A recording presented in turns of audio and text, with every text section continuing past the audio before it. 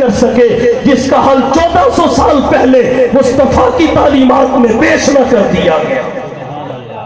یہ جامعیت ہے تعلیمات پیغمبر کی۔ اور تیسری خوبی کیا ہے؟ کاملیت۔ کاملیت کا مطلب یہ ہے نبی کی تعلیمات کا کوئی گوشہ مخفی نہیں ہے، ہر گوشہ واضح ہے۔ انسانی زندگی کا سب سے نازک مرحلہ ازدواجی فرائض کی ادائیگی کا ہے۔ اللہ کے نبی نے اپنی امت سے وہ بھی نہیں چھپایا اور صاف بتا دیا کہ میری راتیں ازواج مطہرات یعنی امہات المومنین کے ساتھ کیسے گزری ہیں، تاکہ نبی کا کوئی ماننے والا اس باب میں رہنمائی کے لیے کشکولے گدائی لے کر اغیار کے دروازے پہ بھکاری بن کے پھرتا نظر نہ آئے، اغیار کے دروازے کے چکر لگاتا مارا پھرتا نظر نہ آئے۔ اسے جو چاہیے اسے در مصطفیٰ سے مل جائے۔ اور چوتھی خوبی کیا ہے تعلیمات مصطفیٰ کی؟ وہ ہے عملیت۔ حضور صلی اللہ علیہ وسلم کی شریعت میں جو کرنے کا فرمایا گیا اس کا عملی نمونہ بھی پیش کیا، جو کرنے کا فرمایا گیا اس کا عملی نمونہ پیش کیا گیا، تاکہ دنیا سمجھے اور دنیا کو پتہ چلے کہ تعلیمات نبوت میں صرف علم ہی نہیں ہے، عمل بھی ہے، قول ہی نہیں ہے، فعل بھی ہے، قال ہی نہیں ہے، حال بھی ہے، لائبریری ہی نہیں ہے، لیبارٹری بھی ہے، تھیوری ہی نہیں ہے، پریکٹیکل بھی ہے، پریکٹیکل بھی ہے۔ اب آئیے نتیجے کی جانب بڑھتے ہیں۔ یہ چند جھلکیاں میں نے دونوں کی پیش کی، نبی کے کمالات کی بھی، نبی کے تعلیمات کی بھی۔ یہ سیرت کا خلاصہ ہے۔ حضور کی سیرت دو حصوں میں تقسیم ہے، نمبر 1 کمالات نبوت، نمبر 2 تعلیمات نبوت۔ کوئی پہلو اٹھائیے ان دونوں سے باہر نہیں ہو سکتا۔ کچھ چیزیں وہ ہیں جو دونوں میں مشترکہ ہے، وہ کیا ہے؟ ذکر و بیان نبی کے کمالات کا بھی ہوتا ہے، نبی کی تعلیمات کا بھی ہوتا ہے، اور اس سے نبی کے ساتھ نسبت، محبت اور تعلق کا اظہار ہوتا ہے، ایمان کو جلا ملتی ہے، اجر و ثواب میں اضافہ ہوتا ہے۔ نبی کی تعریف یہ اپنے بھی کرتے ہیں، بیگانے بھی کرتے ہیں، کیونکہ اللہ نے مصطفیٰ کو بنایا ہی محمد ہے، محمد کا معنی ہی قابل تعریف ہے، تعریفوں والا ہے، بلکہ سب سے بڑھ کر تعریفوں والا ہے۔ الذی یحمد مرۃ بعد مرۃ، تو ایک ذکر و بیان یہ مشترک ہے، اور کچھ چیزیں وہ ہیں جو نبی کی تعلیمات کے حصہ کی اہمیت نبی کے کمالات سے بڑھا دیتی ہیں، اور وہ کیا ہے؟ عمل نبی کے کمالات سے جڑا ہوا نہیں، وہ نبی کی تعلیمات سے جڑا ہوا ہے۔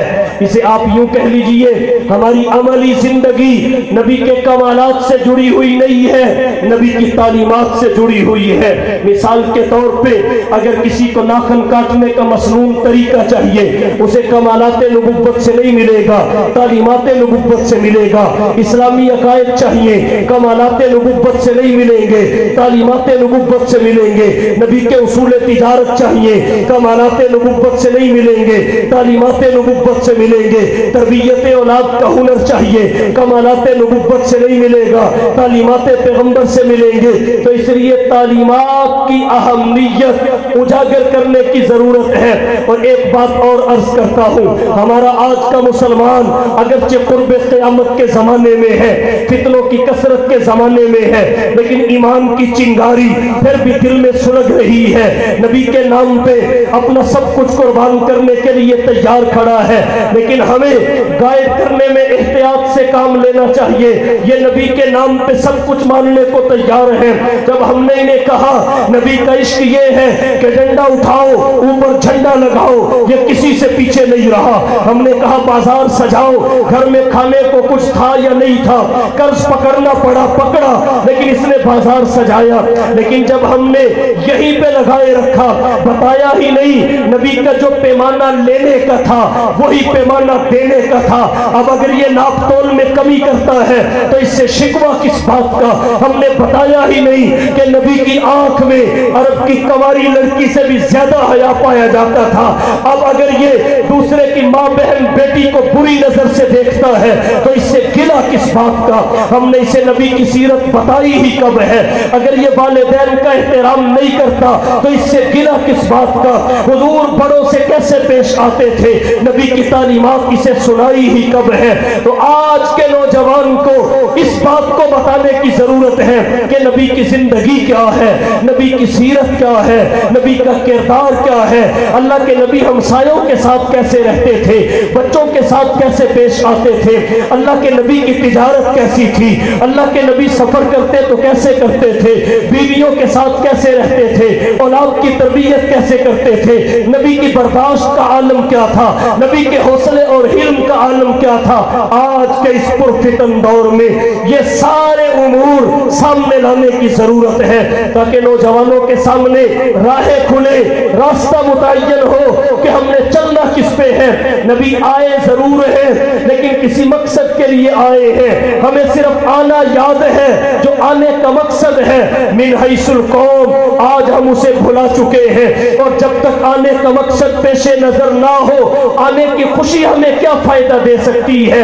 حضور ایک مقصد کے تحت آئے ہیں، یتلو علیہم آیاتہ ویزکیہم ویعلمہم الکتاب والحکمہ، کہ ضلالت کو ہدایت سے بدلے، جہالت کو علمیت سے بدلے، نفرت کو محبت سے بدلے، بغاوت کو اطاعت سے بدلے، شقاوت کو سعادت سے بدلے، اجنبیت کو اپنائیت سے بدلے، جفا کو وفا سے بدلے۔ اور جب حضور آئے تو ذرے صحرا ہو گئے، قطرے دریا ہو گئے، غلام آقا ہو گئے۔ کہنے والے نے کیا خوب منظر کشی کی کہ آقا درفشانی نے تیری قطروں کو دریا کر دیا، درفشانی نے تیری قطروں کو دریا کر دیا، دل کو روشن آنکھوں کو بینا کر دیا، خود نہ تھے جو راہ پر اوروں کے ہادی بن گئے۔ کیا نظر تھی جس نے مردوں کو مسیحا کر دیا؟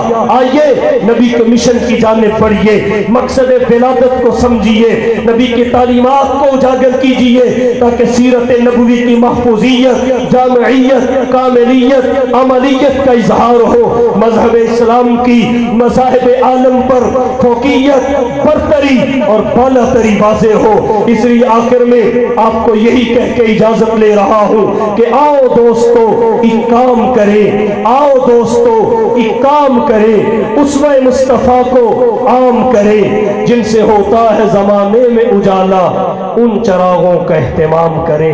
وآخر دعوانا ان الحمدللہ۔